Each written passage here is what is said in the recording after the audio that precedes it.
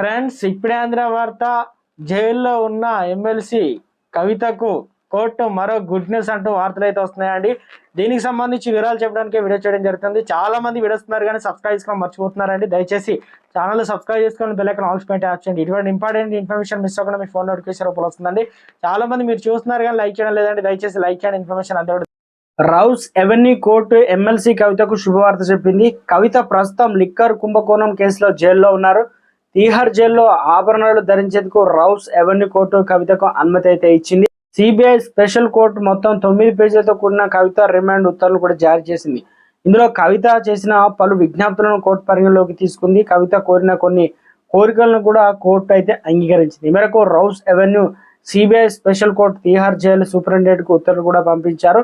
కవితకు పడుకునేందుకు మంచం కూడా, ఇంటి భోజనం, పరుపులు, చెప్పులు, బట్టలు, దుప్పట్లు, పుస్తకాలు స్వయంగా ఏర్పాటు చేసుకునేందుకు కోర్టు అనుమతి ఇచ్చింది.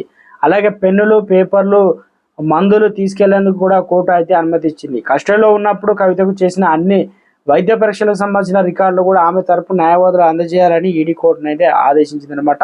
సో మొత్తానికి కవిత మధ్యంతర బెయిల్ పిటిషన్ పై ఏప్రిల్ 1 నాటికి సమాధానం ఇవ్వాలని స్పష్టం చేసింది. లిక్కర్ పాలసీ కేసులో ఇప్పటికే ఈడీ జప్తు చేసిన ఆస్తులను ఖరారు చేస్తూ అడ్జుడికేటింగ్ అథారిటీ ఉత్తర్వులు అయితే సీల్డ్ కవర్లో కవిత న్యాయవాదులకు ఇవ్వాలని సూచించింది. ఈ రికార్డులను కాన్ఫిడెన్షియల్ గానే ఉంచాలని కవిత న్యాయవాదులు కోర్టుకు స్పష్టం చేసింది.